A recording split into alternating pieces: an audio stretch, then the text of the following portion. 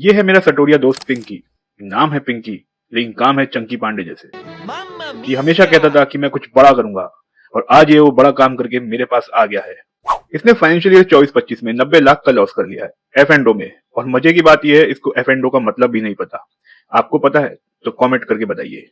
सटोरिया दोस्तों की संगति में रहकर ये बन गया है ट्रेडर, और जीरोधा के सारे डॉक्यूमेंट्स, बैंक स्टेटमेंट और 26 शेयर्स लेकर ये आ गया है मेरे पास और कहता है अब भाई मेरी रिटर्न फाइल कर दो ना।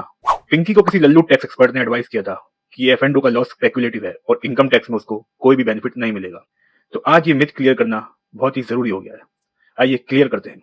इनकम टैक्स के सेक्शन 43(5) के अकॉर्डिंग एफ एंड ओ की ट्रांजेक्शन्स नॉर्मल बिजनेस ट्रांजेक्शन्स होती हैं, जो कि नॉन स्पेकुलेटिव होती हैं। इसका मतलब ये एफ एंड ओ का जो 90 लाख का लॉस है, ये नॉन स्पेकुलेटिव नेचर का है, जिसको हम सैलरी को छोड़कर किसी भी इनकम से सेट ऑफ कर सकते हैं। और यदि कुछ बच जाता है तो वो आगे के 8 साल तक के लिए कैरी फॉरवर्ड हो सकता है, लेकिन इसका सेट ऑफ आगे के सालों में सिर्फ बिजनेस इनकम से ही होगा।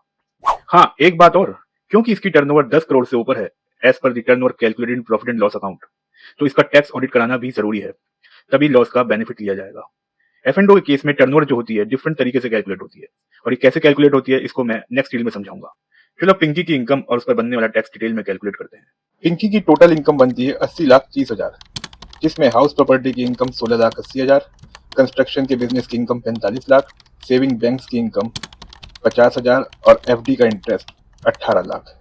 अगर लल्लू के अकॉर्डिंग चलते हैं तो उसको कोई भी लॉस का बेनिफिट नहीं मिलेगा, जिसके ऊपर टोटल टैक्स लायबिलिटी बनती है 24,01,260। तो मोटा मोटी 24 लाख रुपए लल्लू के हिसाब से टैक्स बनता है। लेकिन अगर प्रोफेशनल के हिसाब से कंसीडर किया जाए तो उसकी 80,30,000 की इनकम सेट ऑफ हो सकती है उसके 90 लाख के लॉस के अगेंस्ट, जिसमें से 80,30,000 तो सेट ऑफ हो जाएगा और 9,70,000 कैरी फॉरवर्ड हो जाएगा। अगर पिंकी अपने टैक्स एक्सपर्ट की बात मान लेता तो ये 24 लाख रुपए सरकार की जेब में दे आता, जबकि वो 24 लाख रुपए का टैक्स इसका देना बनता ही नहीं था।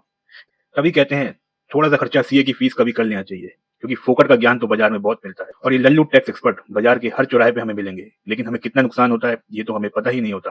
फाइनली पिंकी का जो लॉस है वो 90 लाख का नहीं, अब वो सिर्फ 66 लाख का रह गया, क्योंकि 24 लाख का तो उसने इनकम टैक्स का बेनिफिट ले लिया।